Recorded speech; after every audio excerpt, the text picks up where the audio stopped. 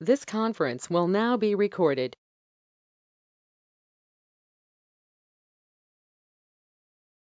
Good morning. I want to go over today how to work on your spring flower wall hanging from the License to Create. It's the second project in the series, and I'm going to walk through the different steps and tell you what to do and what to watch out for. So, in your kit, you're going to find one piece of fabric in there, and that fabric is going to be the background for the ring, um, the background that we're going to pre-quilt to make for inside the embroidery hoop. So there's 4 embroidery steps or 4 different parts of the project in your embroidery hoop. So the first one we're going to do is we are going to create the quilting on the background, and that is going to be step number 1. So the first thing I want you to do is you're going to get out in your kit, you're going to have a product that is labeled Embellish Sticky Tearaway. And you're going to place the embellished sticky tearaway in your, I use the 260 by 260 hoop. If you don't have that size, you can use your 360 by 260 hoop.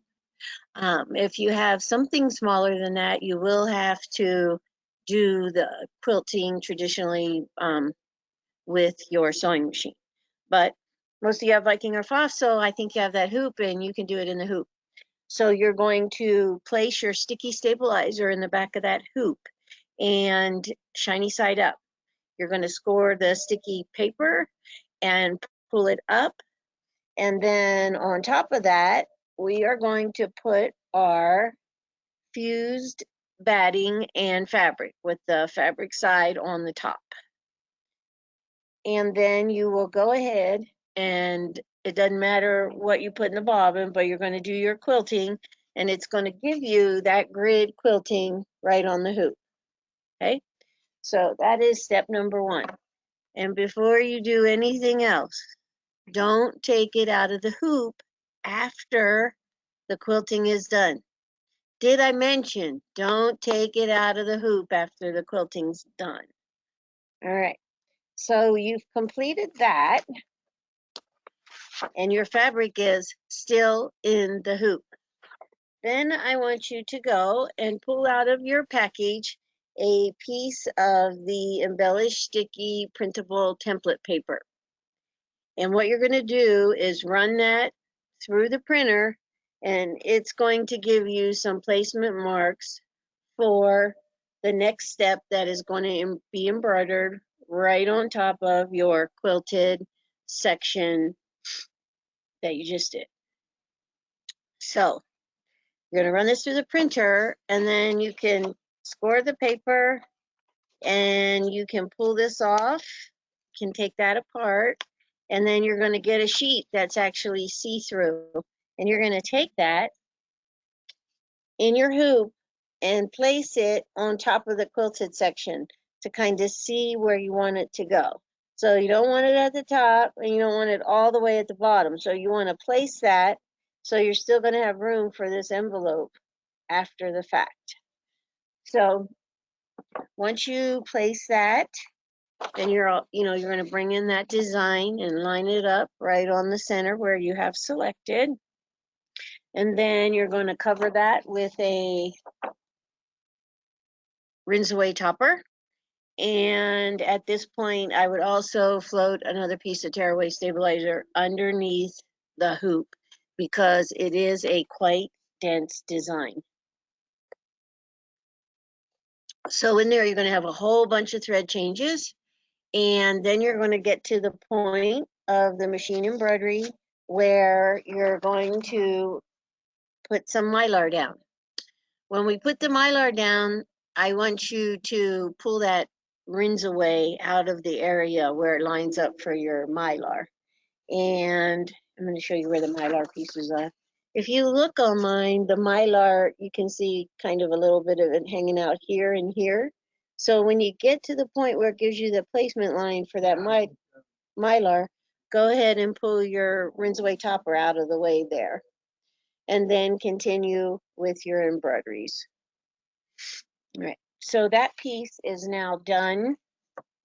Didn't add embroidery fast here. It won't be that fast at home. So the next thing you're going to do then is you can, in fact, unhoop that part of the project at this point.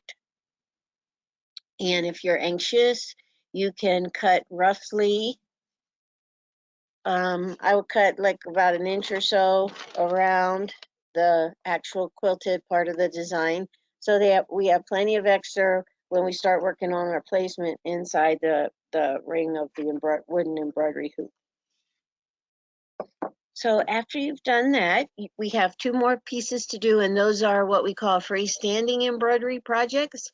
And one of them is the lace envelope.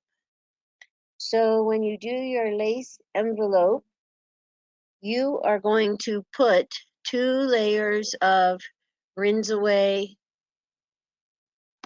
mesh. Rinse away mesh, not the clear one, the rinse away mesh. You're going to put 2 layers of that in your hoop.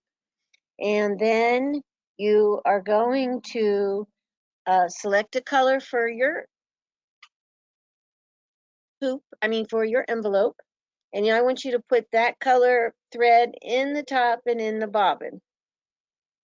If you want to, you could put matte in the top and then the matching 60 weight in the bobbin of the flawless thread. And you're going to get a placement line first, and then you're going to put your organza down. So we do need to put the organza down in this project. Otherwise, when you wash it away, everything will be washed away. So it's going to take some time because this is, in fact, all thread. That is all thread making that envelope. There's not any fabric beside the organza, which is just giving you the basically the foundation to the envelope. Then after you finish that, you're going to come in here still embroidering, and it's going to put in these leaves. I will tell you, it's a pretty dense design, and it's going to take some time to get that done. And then the last step of that envelope is to take a look in your kit, and you're going to find some foam, some puffy foam that you're going to place in there on the very last step. And that will give some structure to your envelope after you do that. So we're going to complete that, trim away the excess, rinse it out, or don't rinse it out, it's up to you.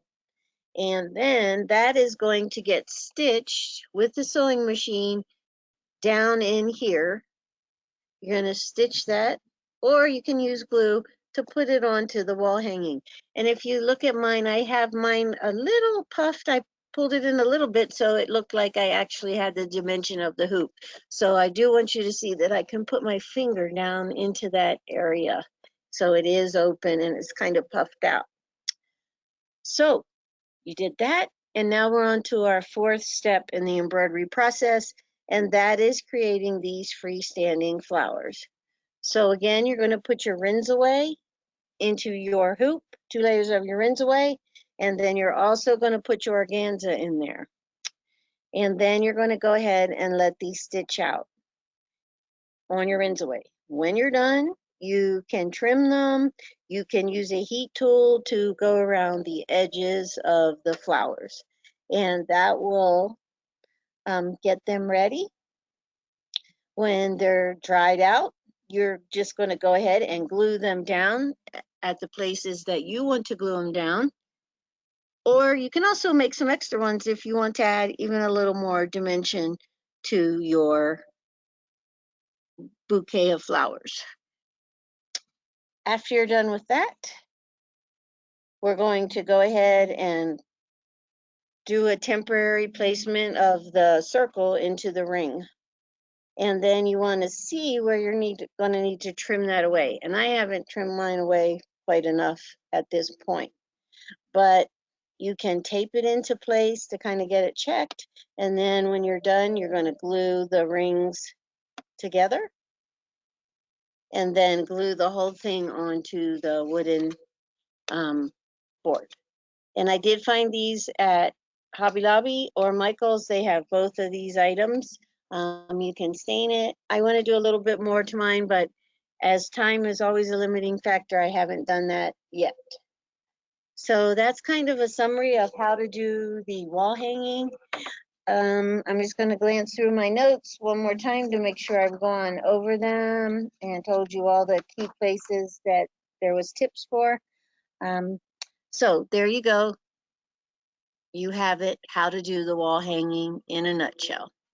Thanks, and see you on the next License to Create.